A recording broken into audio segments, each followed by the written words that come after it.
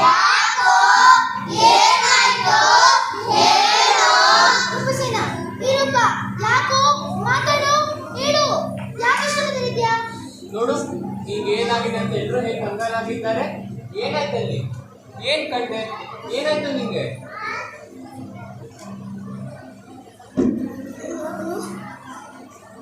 ಹೂ ತರೋದಕ್ಕೆ ಅಂತ ಉಪವನದ ಆ ಕಡೆ ಹೋದೆ. ಅಲ್ಲಿ ಆ ಬೇಲಿಯ ಅಂಚಿನ ಮರಗಳ ನಡುವೆ ಏನೋ ಮರಗಳ ನಡುವೆ ದುಷ್ಟ ಪ್ರಾಣಿಗಳಿವೆ. ಅದು ಕಂಡು ಏನೋ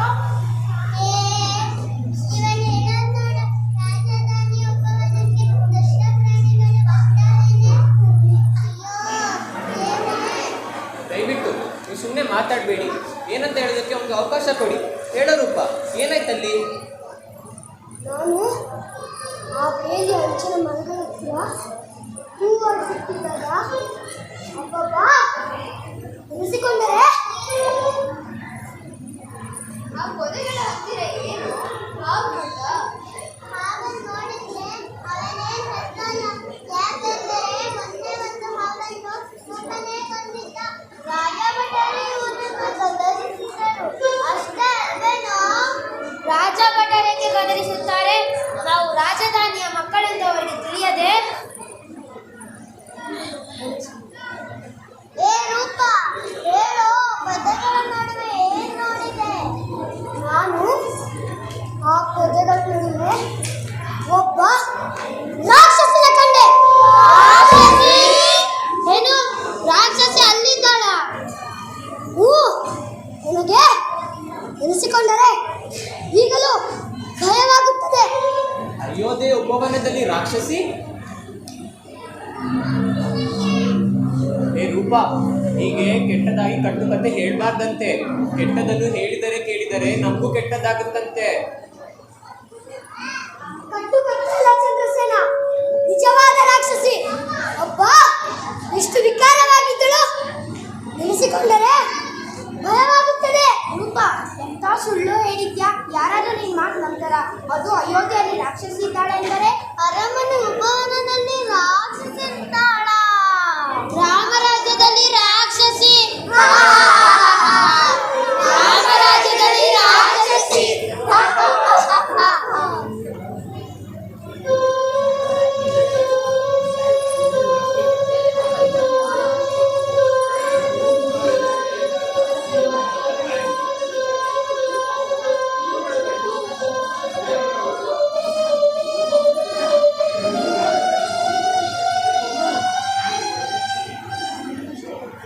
ಹೆದರಬೇಡ ಗಣೇಶ, ನಾವೆಲ್ಲರೂ ನಿನ್ನ ಜೊತೆಲೇ ಇರ್ತೀವಿ.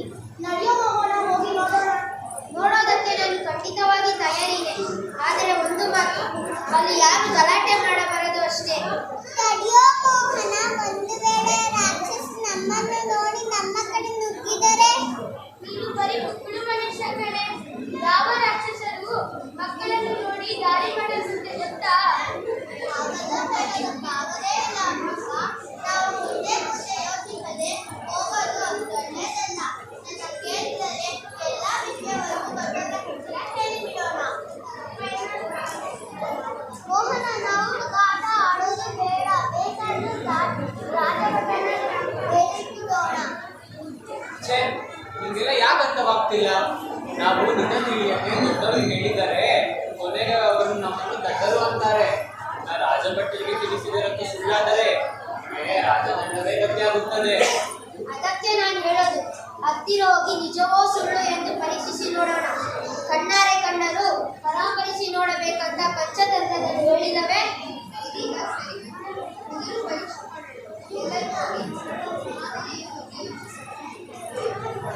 ಸರಿ, ಹಾಗಾದ್ರೆ ನನ್ನ ಜೊತೆ ಬರೋರಲ್ಲ, ನೀವು ಹಿಂಬಾಲಿಸಿ.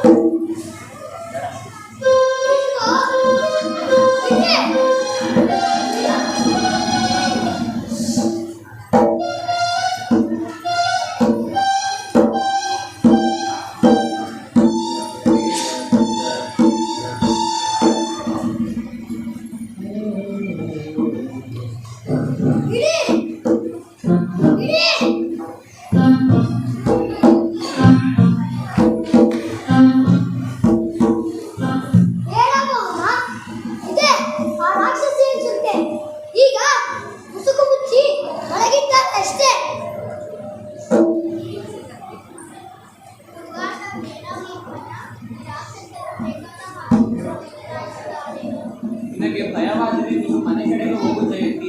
ಬೇರೆಯವರು ಗಾಬರಿಪಡಿಸಬೇಡ. ದಯವಿಟ್ಟು ಕಿತ್ತಾಡಬೇಡಿ. ಧೈರ್ಯದಿಂದ ಹೋಗಿ ನಿಜ ಏನು ಅಂತ ತಿಳಿಯೋಣ. ಮೋಹನ, ಸ್ವಲ್ಪ ನಿಧಾನಿಸು. ತೀರಾ ಅವಸರ ಬೇಡ.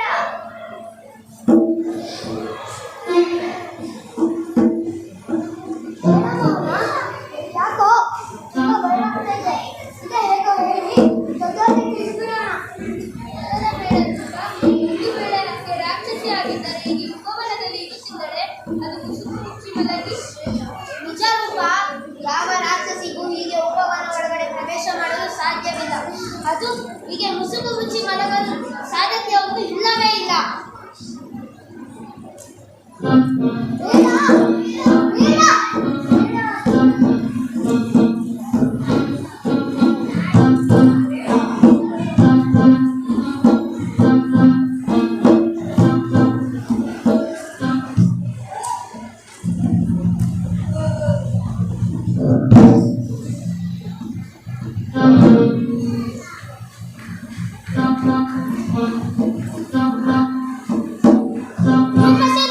ನೀನು ನೋಡಿದ ರಾಕ್ಷಸಿಗಳೇನು?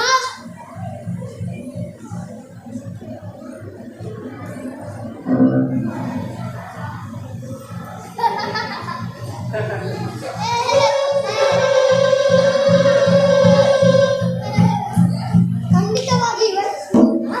ಆದರೆ ಇದೇ ಸ್ಥಳದಲ್ಲಿ ಇದೇ ಮರದ ಬಳಿ ನಾನು ಆ ರಾಕ್ಷಸಿನ ಕಂಡಿದ್ದು.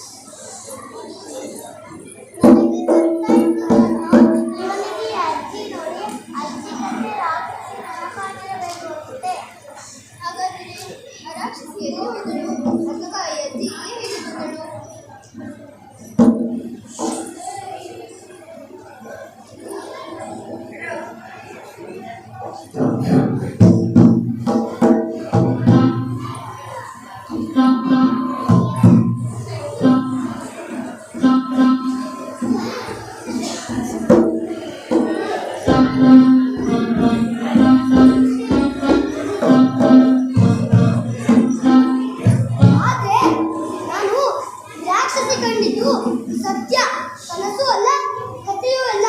ಆದರೆ ಇದೇ ಸ್ಥಳದಲ್ಲಿ ಇದೇ ಮರದ ಬಳಿ ನಾನು ಆ ರಾಕ್ಷಸಿನ ಕಂಡಿದ್ದು.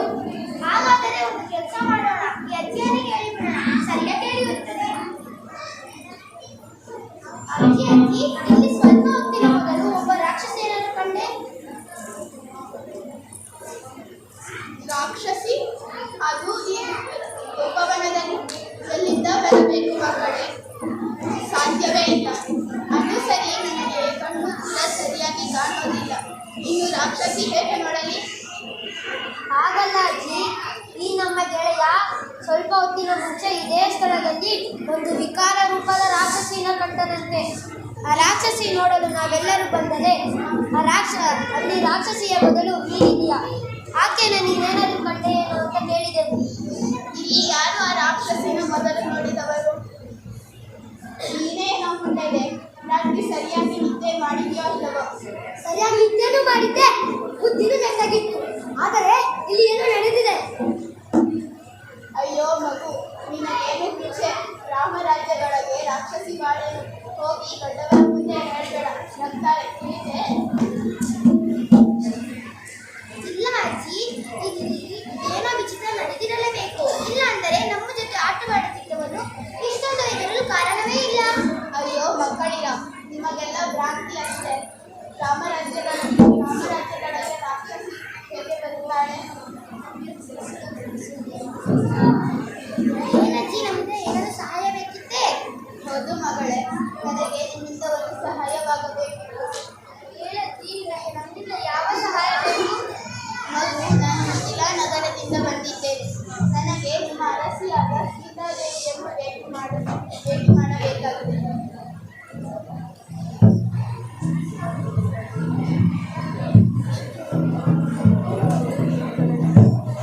ಅಜ್ಜಿ, ನಾವು ಬೇಕಾದರೆ ಅರಮನೆಗೆ ದಾರಿ ತೋರಿಸಬಹುದು. ಆದರೆ ಅರಮನೆಯ ಒಳಗೆ ಹೋಗಲು ಕೊತ್ವಾಲರ ಪರವಾನಗಿ ಬೇಕಂತೆ. ಆ ಪರವಾನಗಿ ಎಲ್ಲಿಂದ ಸಿಗಬೇಕು ಮಕ್ಕಳೇ?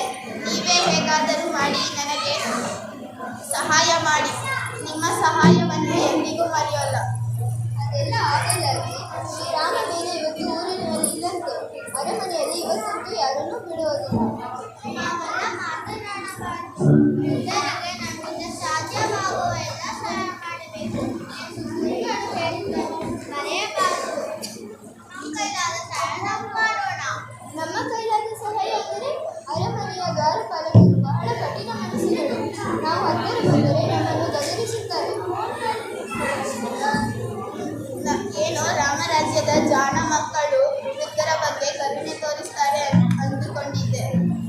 ಹಾಗಲ್ಲ ಅಜ್ಜಿ, ಹೌದು, ನಾವು ರಾಮರಾಜ್ಯದ ಜಾಣ ಮಕ್ಕಳು. ನಾನು ಅವರಿಗೆ ಖಂಡಿತ ಸಹಾಯ ಮಾಡುತ್ತೇವೆ. ಚಿಂತಿಸಬೇಡ, ಏನಾದರೂ ಉಪಾಯ ಹುಡುತ್ತೇವೆ. ನಡೆ ಅಜ್ಜಿ, ಇದೀಗ ನಿನಗೆ ತಾಯಿ ಸೀತಾದೇವಿಯನ್ನು ಭೇಟಿ ಮಾಡಿಸುವ ಉಪಾಯ ಹುಡುತ್ತೇವೆ. ನಿರಾಶರಾಗಬೇಡ, ನಮ್ಮ ಜೊತೆಗೆ ಬಾ.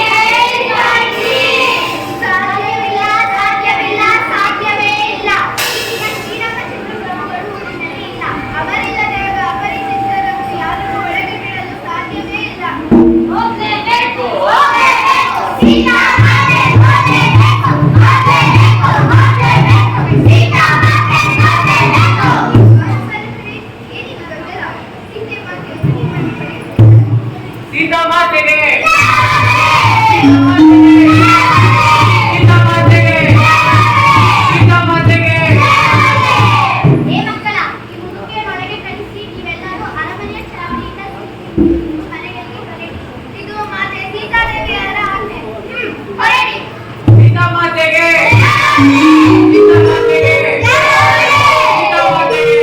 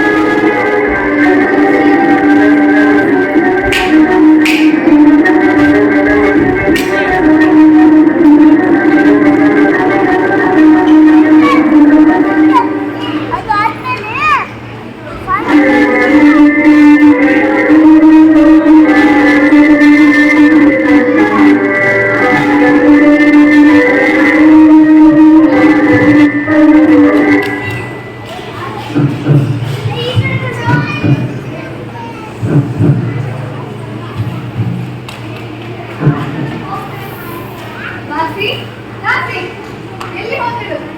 ಎಲ್ಲಿಯ ಶೂರ್ಪನಖಿ? ಎಲ್ಲಿಯ ರಾಕ್ಷಸಿ?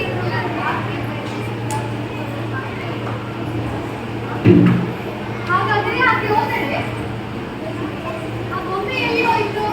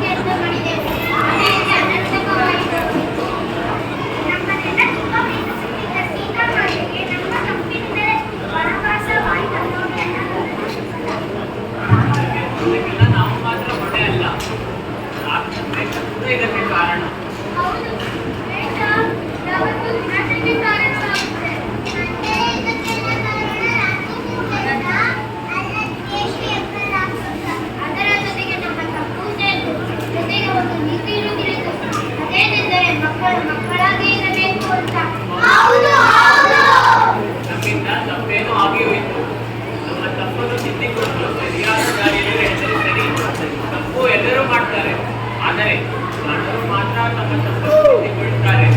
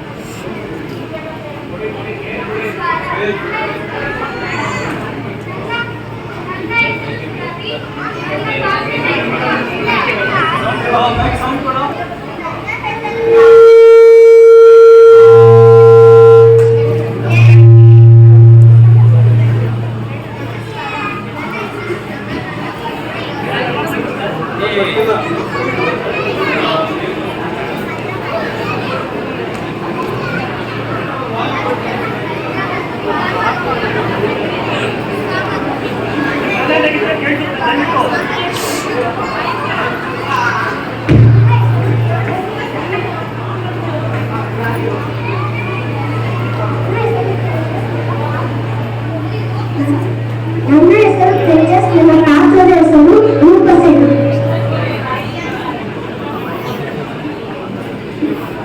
ನಮಸ್ಕಾರ, ನನ್ನ ಹೆಸರು ಜಿಯನ್, ನನ್ನ ಪಾತ್ರ ಹೆಸರು ಗೊಂಬೆರವನ. ನಮಸ್ಕಾರ, ನನ್ನ ಹೆಸರು ಧನ್ಯ, ನನ್ನ ಪಾತ್ರದ ಹೆಸರು ಚಿಮ್ಮೆ. ನನ್ನ ಹೆಸರು ಧನುಷ್ ಗೌಡ, ನನ್ನ ಪಾತ್ರದ ಹೆಸರು ಚಂದ್ರಸೇನ. ನನ್ನ ಹೆಸರು ನಿಹಾರಿಕಾ, ನನ್ನ ಪಾತ್ರದ ಹೆಸರು ದ್ವಾರಪಾಲಕಿ. ನಮಸ್ಕಾರ, ನನ್ನ ಹೆಸರು ಚೈತನ್ಯ, ನನ್ನ ಪಾತ್ರ ವಸುಂಧರೆ. ಎಲ್ಲರಿಗೂ ನಮಸ್ಕಾರ. ನನ್ನ ಹೆಸರು ಸಂಹಿತ, ನನ್ನ ಪಾತ್ರ ಸೀತಾ. ಎಲ್ಲರಿಗೂ ನಮಸ್ಕಾರ. ನನ್ನ ಹೆಸರು ಕಂಬಲ, ನಾನು ಶೂರ್ಪಣಖಿಯ ಪ್ರತಿರೂಪವಾದ ನರ್ತಕಿಯ ಪಾತ್ರವನ್ನು ಮಾಡಿದೆ. ಎಲ್ಲರಿಗೂ ನಮಸ್ಕಾರ, ನನ್ನ ಹೆಸರು ಭವನ, ನಾನು ಹುಡುಗಿಯ ಪಾತ್ರ ಮಾಡಿದ್ದೇನೆ. ಎಲ್ಲರಿಗೂ ನಮಸ್ಕಾರ, ನನ್ನ ಹೆಸರು ವಿದ್ವತ್ತ, ನಾನು ಸೆರೆಯ ಪಾತ್ರ ಮಾಡಿದ್ದೇನೆ. ನನ್ನ ಹೆಸರು ಲೇಖನ, ನನ್ನ ಪಾತ್ರದ ಹೆಸರು ಗಣೇಶ.